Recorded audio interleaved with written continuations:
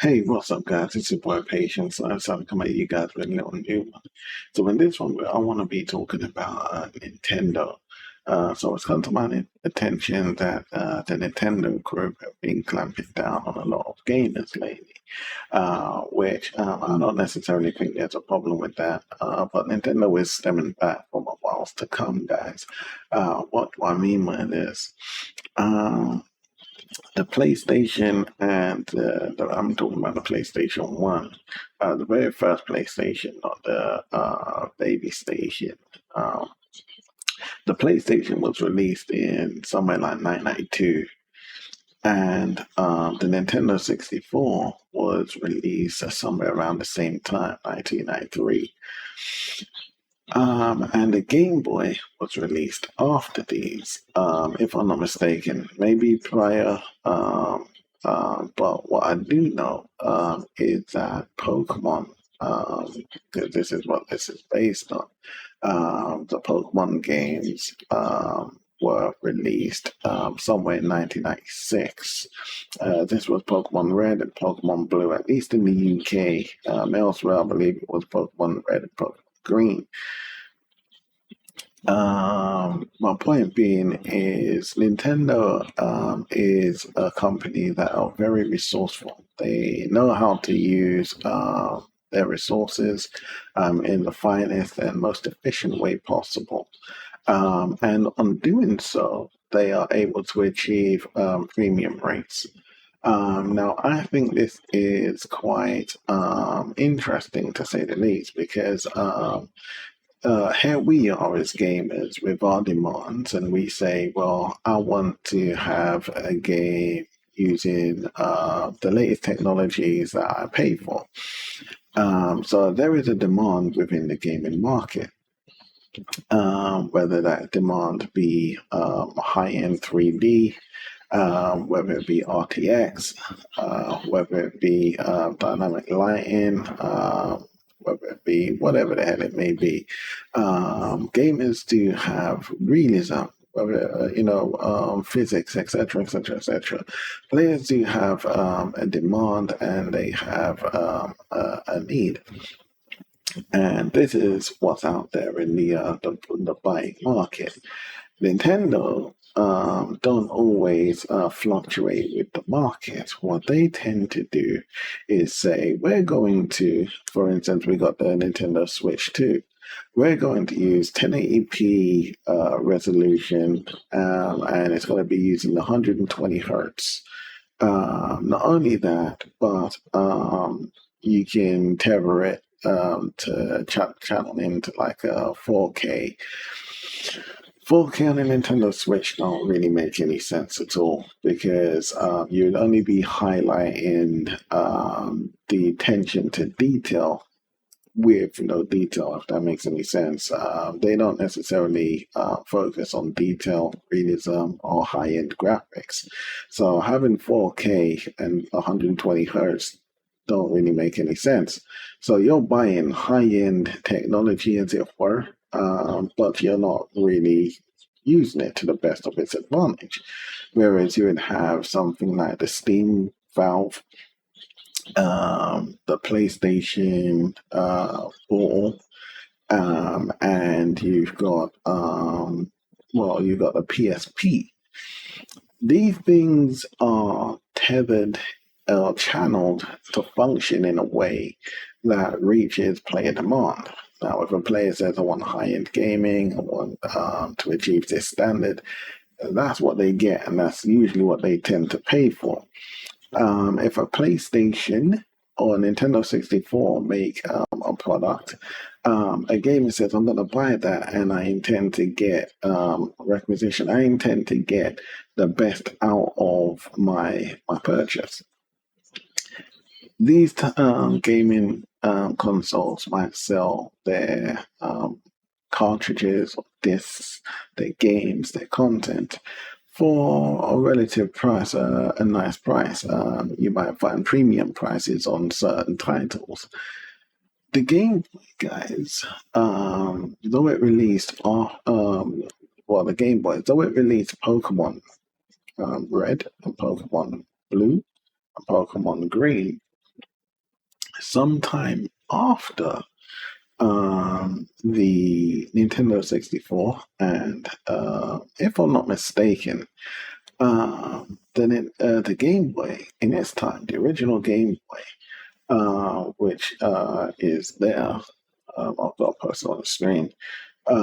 It was black and white, and obviously we know black and white went out of date, if I'm not mistaken, before the 60s. So we've had color for a very long time, guys. But the Game Boy was selling Pokemon Red, Blue, and Green for premium prices. I'm talking 20, £30 within its heyday. Back in those days, 20, £30 were premium prices for games. The Switch 2, I'm assuming, cost premium prices. It comes tethered with some nice hardware, some nice technology integrated into it, and it's using AMD chipsets. But it's using, if you ask me, it has these technologies for reasons unknown.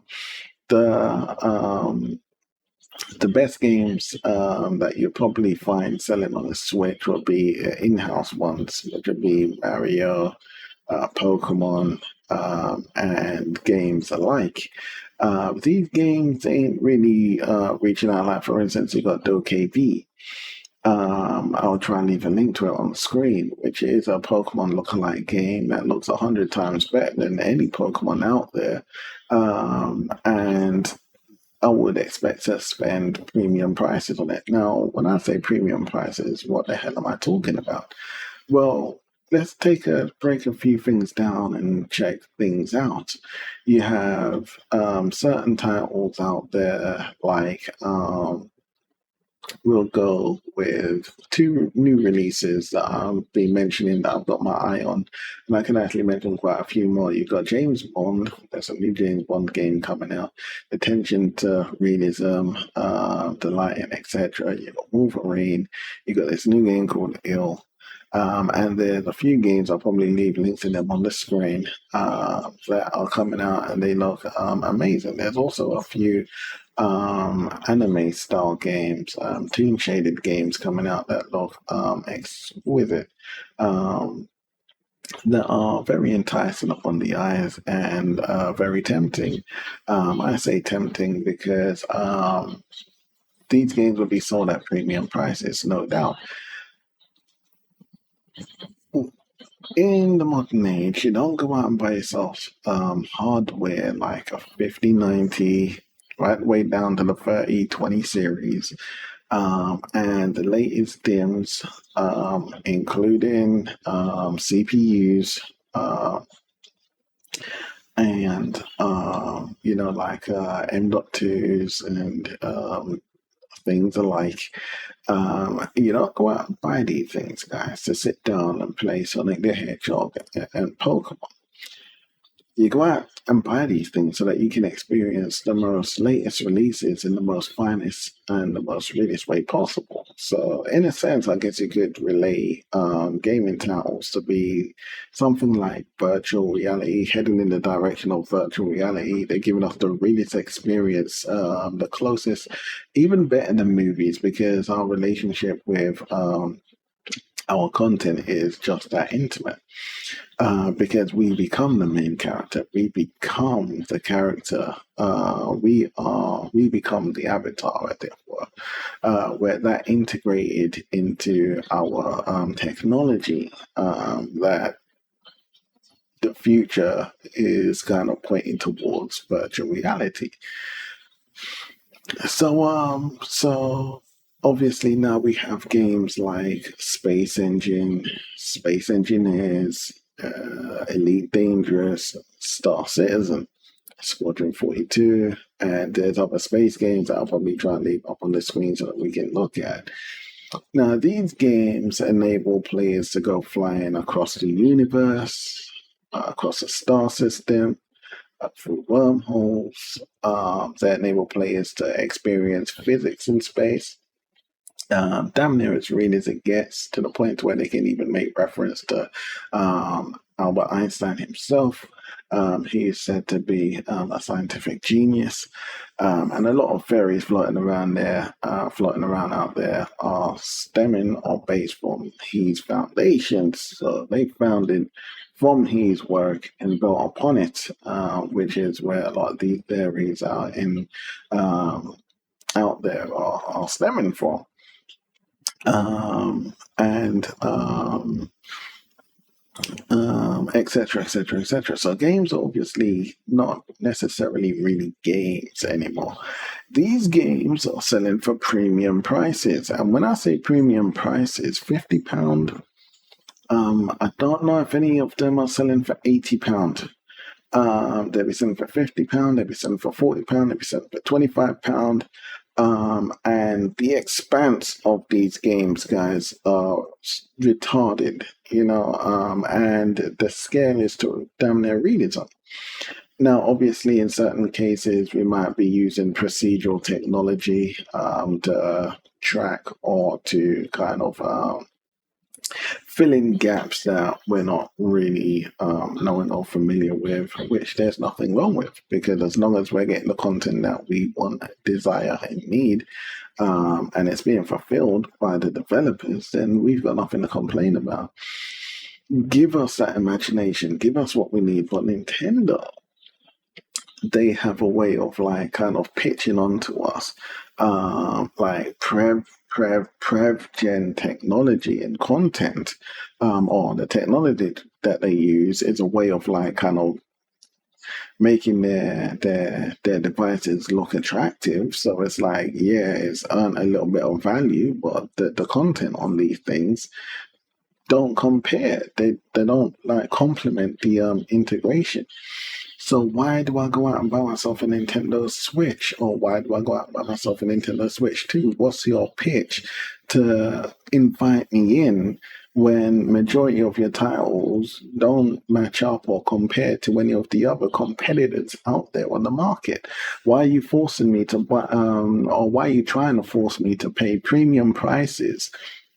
Most games on the Nintendo Switch and the Nintendo Switch 2 should cost no more than £8, because we're actually playing a standard of gaming, a level of gaming at a lower quality than all the other competitors out there that are actually fulfilling and accomplishing consumer needs.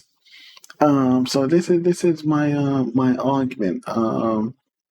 It's easy to clamp down on players and gamers, but it's also easy for players and gamers to clamp down on developers, guys. Let's not forget that bit at all. So anyway, guys, I just wanted to leave that pitch out there for you guys to really think about these new releases, and how you expect to kind of contribute to the new Merry Christmas that's just around the corner. Are you going to be kind of penalizing yourself, as it were, hitting your pockets pretty darn hardly for technology that does not support high-end content, or for technology that's not in support of high-end content, because you're not paying for high-end content, you're paying for very, as I'm concerned, as I'm aware, low-end content. And in actual fact, I'll say make sure to do your research on the Nintendo gear. Because if I'm not mistaken, the Wii U, Nintendo Switch, which is Nintendo Wii, Nintendo Wii U, Nintendo Switch 2, Nintendo GameCube, Nintendo 64, these were all using integrated technologies, integrated graphics that run at a lower frequency, I guess you could say, than your PlayStation and your Xbox. PlayStation and Xbox are using, they actually kind of they refine their usage of the technologies that they use, and at the same time, their prices are kept within a reasonable bracket for all consumers at both ends of the spectrum, and obviously in between. So yes, Nintendo might have good games, and yes, the games are quite unique in that regard.